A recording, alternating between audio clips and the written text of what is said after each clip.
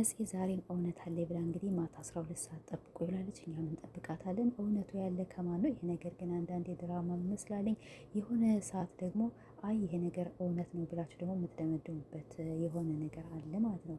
ኤፍሬም ደግሞ እንግዲህ በኢንስታግራም ላይ እኔ ለሰርግ ይሁን ለማስታወቂያ ይሁን ለምን ይሁን ብታይ የሚያምር ሱፍ ለብሷል። እንግዲህ ለእነሱ ሰርግ ይሁን ለማን ይሁን አናውቅም። እኛ እኮ በዚህ ግራ ያጋቡና በዛኛው ደግሞ የሆነ ነገር ሲያደርጉ ያው ግራ ትጋባላችሁ ማለት ነው። ነፂ ግን ማለት ነው ምንድን ነው ያንቺ እውነቱ? ኧረ ይሄ እውነት ምን ይሆን ወይ እናንተ አለም። በነገራችን ላይ የሆነ እውነት ሲሆን አንድ ቀን ይበቃል አይደለ? በቃ ያንን ነገር አንድ ቀን ከሰው ጋር ተጣላንም ተጋጨንም ያን ቪዲዮን አወጣንም አንድ ቀን ይበቃል። እነሱ እኮ አንድ ቀን በሩታዊት ይለቀል፣ አንድ ቀን በሩታዊት ተሰረቆ ያውቅ ማስተፈረላ ላዝማቸው ማለት ነው። በማነው በራሱ ባብልሸት ነው የሚለቀቅ። ነፂ ደግሞ ለምን የሸረተች ግን ያብርሽን እንዴ? ምን አስባ ነው? አሁን ከዚህ ላይ አሁን እነሱ በቃ ተበልተዋል። ለምንድን ነው የተበሉ? ነፂ ያነሳችና ደግሞ እኮ በሊንክ ነው የሸረተችና ይሄ ነገር ያው ሰላም ነው ማለት ነው። ሁለተኛ ደግሞ እንግዲህ ልጇን የሐኪም ቤት ገብተው ምን የሆነ አላውቅም፣ የሆነ የሐኪም ቤት የሆቻ ቆሳ ስላለች እንግዲህ እኔ እኮ ግርም የሚለኝ ማለት ነው አብርሽ ግን በስንት ዓመቱ ነው ፍቅር የጀመረ? ያኔ እኮ ገና ህፃን ነበር። በነገራችን ላይ አብርሽ በጣም ጮጬ ነበር። አሁን ፎቶ ምናምን ነገር እንዳለ አውጥተዋለች እና በጣም ጮጬ። አሁን ነው እኮ ያደገ። አሁን ሩታን ሲያገኝማ አቤት ቁመና፣ አቤት ሸበላ ሆነሃልና አንተ ከሩታ ውጭ ወደ ውጭ። እንደገና ለሩታን ደግሞ ሁሉን ነገር ተረጋግተህ ሳትጮህ እውነት ከሆነ ሳትጮህ ወዲህ ወዲያ ሳያደርግህ ወጧ እንዳመረላት ሴት ወዲህና ወዲያ ሳያደርግህ ቁጭ አድርገህ ለኦዲየንስም ከመጀመሪያው አንስታችሁ እናንተ ሁሉ ላይፋችሁ ከኦዲየንስ ፊት ስለሆነ ሁሉም ነገር ከኦዲየንስ ፊት ስለሆነ በቃ ሁሉም ነገር አምታችሁ ቀጭ አድርጋችሁ ተናገሩ ማለት ነው። ሩታን በጣም ብዙ ህዝብ ይወዳታልና ብዙ የሚቆም ለሩታ ነው እና ሰው አንዳንዶች አላመኑም። እኔም ለራሴ አንዳንዴ እኮ ግራ አጋባለሁ። በነገራችን ላይ የሆነ እውነት ነው ስል ውሸት ሆኖ አገኘዋለሁ። ያረ ውሸት ነው ስል ደግሞ የሆነ ነገር ያሳምናቸዋል። ሩታ ትናንትና እኔ በጣም ያሳዘነችኝ ፈጣሪ ወይ ምን አርጌን ይሄን ያህል ምን በድዬ ነው ሁሉም ሰው እኔ ሲል ወላሂ በጣም ያሳዘነችኝ። እንግዲህ ከዚህ ላይ ያው እውነት ይመስላል ማለት ነው። መልሳ ደግሞ በቃ እንደዚያ በጣም ሞባይሉን ጣጥሎት ሲሄድ እንዲያ ስታለቅስ በቃ የምትገባበት ቅጡ ሲጠፋት አሳዘነችኝ።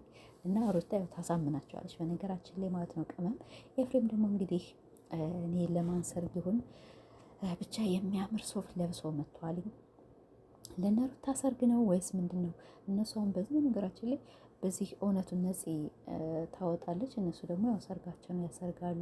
እና እውነቱን ያሳውቁና ሩታ መርጉዝ ስለሆንሽ እንደዚህ ያለ ስራ ባሰሪ ጥሩ ነው። ለምን ሌላ ስራ ብሰሩ ያው ችግር የለም ስሩ። አውቃለሁኝ እኮ እንደዚህ ያለ ነገር ካልተሰራ ማንም አያይላቸውም አይደለም።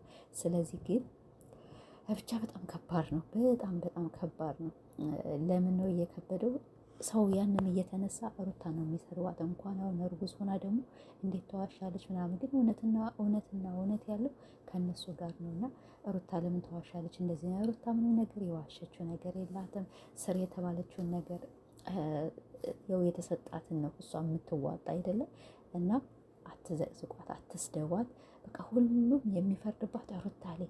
አብርሽ ትናንትና የኔ ጀግና የኔ ወንድም የእናንተ ወንድም እሱ ሩታን እያሰደበ አንድ ቀን እኮ ሶሻል ሚዲያ ላይ ወጥቶ ስለ ሩታ አንድ ቀን እኔ 2 ዓመት እየሆነ ነው መቼም እንግዲህ ወደ 2 ዓመት እየተጠጋን ነው። አንድ ቀን ምን አረገቻችሁ? ለሰው ልጅ አንድ ቀን እኮ ይበቃል አይደለ? እና ስለዚህ አይ አብርሽ እኮ እንዲህ ብለዋልኝ። አይ እውነት ዛሬ ትክክለኛ ባሏ ነው ምናምን። ይኸው ባልና ሚስት ናቸው እናውቃለን። ግን ቢሆንም ደግሞ በጣም ብዙ ሰው እየነገረ አስተያየት እየሰጠ ስለሆነ ያው ብታስከብራት፣ አትስደዋት። ምን አረገች? ምንም ጥፋት የለባትም። ኦኬ ስራውን ስሩት።